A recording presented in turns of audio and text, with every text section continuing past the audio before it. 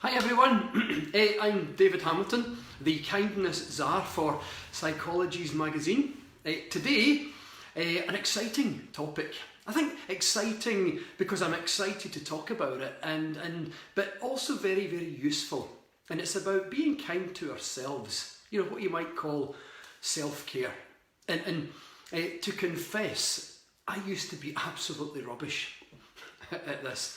And I mean that, and I'm being sympathetic to myself because I feel like I've learned a lot in the last few years, but I had to learn, pardon me, I had to learn to be kind to myself. A few years ago, I remember my journey into doing this started when I was at the side of a stage, big stage. It was a Hay House I Can Do It conference. And I was the next speaker on after the late Dr. Wayne Dyer. And he was coming off the stage to a standing ovation. And I was the next speaker on. And as I was preparing to go, and he was coming off the stage, the event director was moving onto the stage to thank Wayne and then to introduce me. And I had what you might describe as an anxiety attack. And here I was at the side of the stage, and I wanted to run away. I wanted to grab the curtain and to be honest, I wanted to cry. I felt so small. But truth be told, if I could put into words how I felt at that moment, it was like there's a wee voice in my head saying, "You're not good enough. You're crap. Who do you think you are to go on after Wayne Dyer? He's much better than you, and all these other speakers are much better than you." And I used to really struggle with that little voice. Not a real voice, but if I had to put it into words, the sentiment that I used to feel and have to battle with all the time, then that was it. And if I had to go on stage, there's like 1,000 people waiting there. But that was the day, about 4 or 5 years ago, and that was the day that I decided I had to learn all about what you call self-love. And part of that, a big part of that, was being kind to myself. What we might describe it as self-care. And the first thing I remember coming up against in my own mind was wrestling with this thought that being kind to yourself is selfish. Because that idea that if I be kind to myself, then I'm depriving someone else of that. But in actual fact, that's just a little story we have in our heads. We complicate things, I think. Being kind to yourself doesn't say anything about be kind to yourself instead of others. It doesn't say be kind to yourself before others, or be kind to yourself at the same time as being kind to others. Neither does it say be kind to yourself after you've finished being kind to others. It doesn't say anything about others at all. It just says be kind to yourself. So it's not, I think we complicate it by placing ourselves somewhere on a hierarchy or somewhere on a scale of where we need to fit in, but it's not about that at all. It just says be kind to yourself. Now here's an analogy, and you probably heard this one in one form or another, but I'll say it anyway just in case you haven't. But let's say someone has fallen into water, someone is drowning in a river or in a pond, and the situation requires that the only thing you can do is jump into the water and save them. So what's the last thing that you do before you hit the water? You go, and you take a big deep breath, don't you? Yeah. So being kind to yourself, in some ways, it's like that big deep breath. It's like going and filling your lungs, filling your heart and mind with energy. And that enables you to do whatever you're doing in life with more energy. It enables you to be kind and to help other people. It enables you to do whatever you're doing and have more energy. So being kind to yourself is really just about honouring your needs. And sometimes it's a statement of your own worth. Being kind to yourself can say, I am doing this because I'm worth it.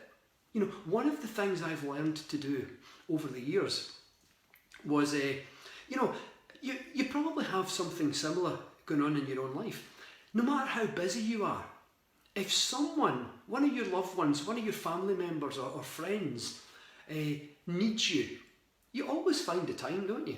No matter how busy you are, you'll find the time. It might be, and I do the same. My diary gets filled so much and I have so many things to do.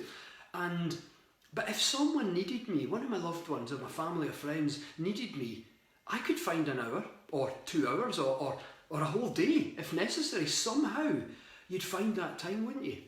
So one of the things I learned to do as a statement of self-care, of being kind to myself, is I would open my diary and I'd block out a unit of time. It might be an hour or 2 hours or half a day, or it might even be a whole day. And you know what I call it? Meeting with self. Because when I'm meeting with someone else, I might say meeting with, whoever it is I'm meeting with. So I go into my diary and I write meeting with self. And I'll block out an hour or 2 hours, half a day, a full day. I did it, fairly recently. In fact, the last time I did it, actually, is I went to the cinema myself to see, and apologies to the non-sci-fi fans here, but I went to see Thor Ragnarok myself. But that's just my thing. But here's the thing about being kind to yourself. Choose the things that matter to you. Being kind to yourself might mean, I'm going to have a hot bath. Or I'm going to treat myself. There's that dress or jacket, or I want to get my hair done. Whatever it is that matters to you. Treat yourself. Do it because it matters to you. And here's the key of it, is do it because you're worth it. Make whatever you do for yourself, make it as a statement, so that in the back of your consciousness, in the back of your mind, you're declaring, I am doing this for myself because I'm worth it, because I matter, because this is important to me. And again, it's not about putting yourself ahead of others or in front or instead of others. It's not about that at all. Because as I said at the start, being kind to yourself doesn't say be kind to yourself before others or at the same time or after others. It just says be kind to yourself. So as you do these things for yourself, make it as a statement of your own value. I'm doing this because I'm worth it. So it could be anything that really matters to you. Do something that you enjoy. In fact, another way that you can be kind to yourself might be just, learning to say no. And saying no, that was hard for me. I've always been a yes man. And I mean that in a loving sense, but I've always found it difficult to say no. And one of the things I learned about saying no, it doesn't mean a no, absolutely not no. Sometimes it might be. But sometimes what it means, you might just be saying not yet, or maybe later. And the reason why you say not yet or maybe later is because maybe it's not the right thing for you right now. Maybe you have to fill your lungs, metaphorically speaking. Maybe you have to fuel yourself up. Maybe you have to do something for yourself to build your energy up. Otherwise, if we're always just giving and saying yes all the time, we get absolutely drained. And a version of that, kind of closely related, sometimes could be removing yourself from an environment or a situation that's causing you pain or stress.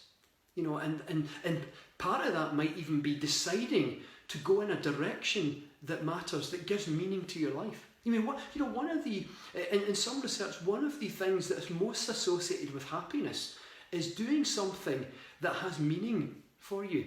So part of being kind to yourself might be removing yourself from a situation that is not serving you, if that's possible, no matter what it is, and following a direction that gives your life meaning. I'll give you a practical example. So I'm standing here today because I write books and I give talks. But for those of you who don't know my background, I used to be a scientist in the pharmaceutical industry. I used to build drugs and develop drugs for cardiovascular disease and cancer. And I'd taken a jump in the company up and across the way. It was like a promotion, but it was really much further up the scale than I had entered. Even with a PhD, I jumped way up and across. It was very stressful for me, to be truth be told. And a lot of the times I felt like a fraud doing that job, and that caused me a lot of stress because I felt a bit out of my depth, because everyone else in that department was very well experienced with that kind of job, and so most of the stress wasn't that the job was difficult, it was that I didn't feel like I was good enough for it. That was always a theme in my life. But one of the amazing opportunities that job gave me was it forced me to think about what actually matters to me in my life. And I decided that what gave my life meaning was doing exactly what I'm doing now.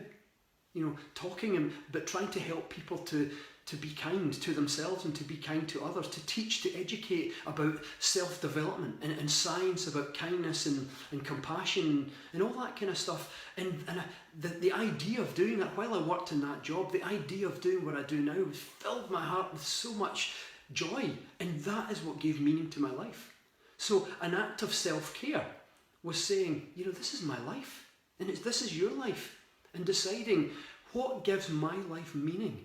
If this is one of the top things that's associated with happiness, is about doing something that gives meaning to your life, then one of the great demonstrations of self-care, of self-kindness, is to decide to do something that gives meaning to your life. And while you do it as an act, as a demonstration of the fact that you're being kind to yourself. Do this because in the back of your mind you're saying, I'm doing this because I'm worth it, because I matter, because I'm worth it. This is why I'm doing this particular thing. So that's just a couple of things. I'm just checking the time here. That's just a couple of things that I found very valuable in my life. You know, it's stuff that, you know, I struggled for years with all this kind of stuff. But I want to give you another tip. And this is very closely associated, and it's a big demonstration, but easy to do, incidentally. But it's a big demonstration of love for yourself. And part of love for yourself is being kind to yourself. Because when you have more love for yourself, you naturally be kinder to yourself. And when I say love for yourself, what I'm really meaning is an inner sense of worthiness and value. I mean, self-love is a term that's very broad. It's like an internal self-esteem. You know, people talk about the self-esteem, and I think a lot of people get confused with self-esteem. A lot of people think that self-esteem is, you know, the sense of worthiness I get from successes and achievements and people liking me and all these good things. But that's external self-esteem. If that's the only type of self-esteem we have, then as they say where I grew up, your coat is on a shaky nail. I don't know if you use that term, but that basically means that if you hang your coat on a nail that's shaky, then your coat will fall off and land on the ground. So it's meaning you need to build the foundations. Inner self-esteem is an inner sense of worthiness and value that's not dependent upon good things happening in your life. It's not dependent upon people liking you or you succeeding in things in your life. Of course, it doesn't mean that you don't want those things. Of course you do. But it just means that your happiness and sense of worthiness and value is not dependent upon them. Even when things go wrong, things are not going well, you don't succeed, some person's opinion changes, it doesn't shatter you, it's just a little kind of, but you've got this inner resource, an inner sense of worthiness and value. And I find when you have that, being kind to yourself, respecting yourself, is a natural side effect. Caring for yourself is a natural side effect. So I want to give you one of the most powerful tools I've ever learned in my whole life. Now, I wrote a book on this called I Heart Me, The Science of Self-Love, purely because I was learning all this stuff. And this is one of the most important things I've ever learned, is learn to hold your body and move your body in a way that says, I'm worth it. I have an inner sense of worthiness and value. You know, in a sense, it's like taking a bicycle pump and pumping up your spine so that your spine gets a bit longer, you know, so that you're literally standing a centimetre taller. And at the same time, relax your shoulders and hold your head up high.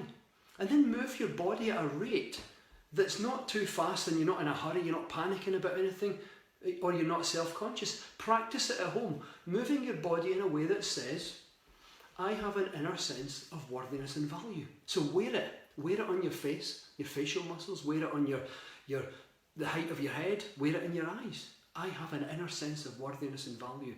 Shoulders, spine, 4 main things to think of. Head, shoulders relaxed, spine straight and pumped up a little bit so that you're slightly taller, and breath. So head, shoulder, spine and breath, head, shoulder, spine and breath. Sorry, couldn't resist it. But those are the 4 important things. Head, comfortable, shoulders, spine, straighten it up a bit, and breath. And practice holding and moving your body in a way that says, I have an inner sense of worthiness and value. Because how you hold and move your body plays a massive role in how you feel about yourself. And think of it the other way.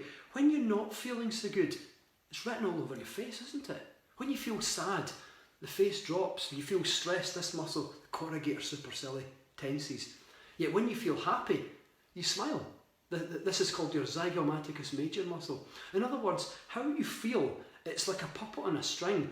The emotional circuitry of the brain tugs on muscles appropriate for that emotion. So you feel happy and you naturally smile because the emotional circuitry, the positive emotional circuitry, tug on the happiness muscles. When you feel stressed, the stress centres of the brain, like a puppet on a string, tug on this muscle here, and the shoulders tighten up. And if we're feeling low on self-worth, then it causes us to bend our whole body over like that. So we begin to fold in when we don't feel so good about ourselves. So the body always reflects the mind. But here's the thing, it goes both ways. How you hold and move your body impacts your mind in a really, really powerful way, impacts your internal biochemistry.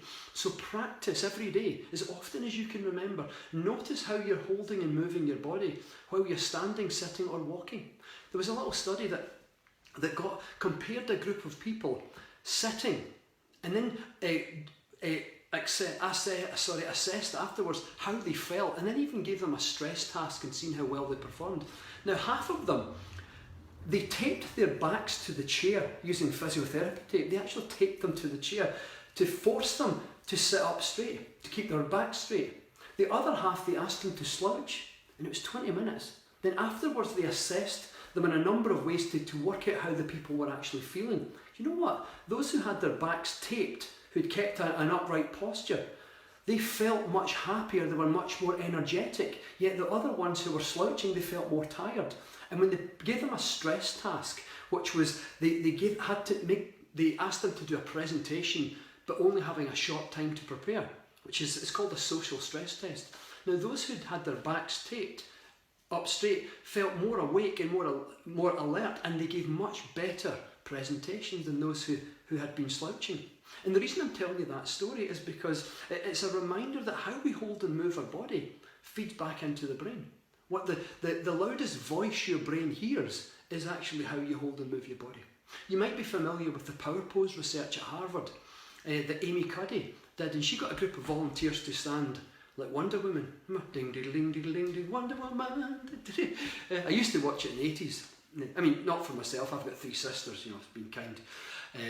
But anyway, but she got people to stand in a high power posture for 2 minutes and compared them with people standing in a low power, slouched, maybe back rolled over, arms folded, anything like that, for 2 minutes. And she found in 2 minutes, those who did the power pose, hormones associated with confidence and self-esteem and positive energy rose up and stress hormone levels dropped. Yet those who were slouching and doing a closed posture, their stress hormone levels went up and their hormone levels associated with confidence and self-esteem actually dropped. The reason I'm telling you this is a great act of self-care, of kindness to yourself can be saying, I'm worth it. I have an inner sense of worthiness and value. So just for today, I'm going to hold and move my body like that. That's how much I value myself, how much I'm going to be kind to myself today. I'm going to hold and move my body for the whole day, as often as I can remember to, in a way that says, I've got this, I'm worth it. So practice, find a posture for yourself, find a way of standing and moving. A little good tip actually is to stand against a wall and put your hips and your back and your shoulders and the back of your head flat against the wall. Move your heels about 5 or 6 inches out from the wall and put your palms on the wall and hold that for about half a minute or so. And then step away and move around the room. And you'll find that posture of having your back on the wall with your shoulders on the wall and your feet a little bit out from the wall, that is actually a comfortable, upright, good posture for wiring in a sense of self-esteem. So it's a good way to practice how it feels. So very important in the context of, even though that's a little bit about self-esteem, it's very important in the context of self-care. Because as we learn to hold and move our bodies in this better way, then we're literally building a better feeling about ourselves on the inside, and that's a great act of kindness to yourself. You're saying, I do this because I matter. So I want to leave you with one of the things I do quite a lot with these little Facebook lives, because I write in the Psychologies magazine in the Fix section every month, and it's called the Kindness Project. You know, a running thing. We're just inspiring people through the magazine to be kind, to make a difference in the world. And one of the things I often do is challenge people to do a 7-day kindness challenge, where each day you must do at least one act of kindness for someone. So I'd like you to do a 7-day kindness challenge, but here's a little extra. Make sure that 2 of those acts of kindness are acts of kindness for yourself. So you've got 5 acts of kindness to do that might be kindness for other people or for the world, whatever that means for you. But at least 2 of those acts of kindness in this next 7 days are acts of self-care, whatever that means for you. So it might be a gift for yourself, or a meeting with yourself, or something else, or a way of showing respect, kindness and respect for yourself, whatever that means for you. But do 2 things for yourself as part of this 7-day kindness challenge. Okay, so 7-day kindness challenge, an act of kindness each day for 7 days, but 2 of those days it must be an act of kindness for yourself. So, signing off now. I hope this has been useful for you. Yeah, I'm just about out of time. So enjoy the rest of your day, and I'm away to, I don't know what, I'm away to be kind to myself. You know what, I'm going to have a wee bit of time just chilling out now. So anyway, enjoy your day, and I'll see you with another Facebook Live roughly the same time next month. Bye for now.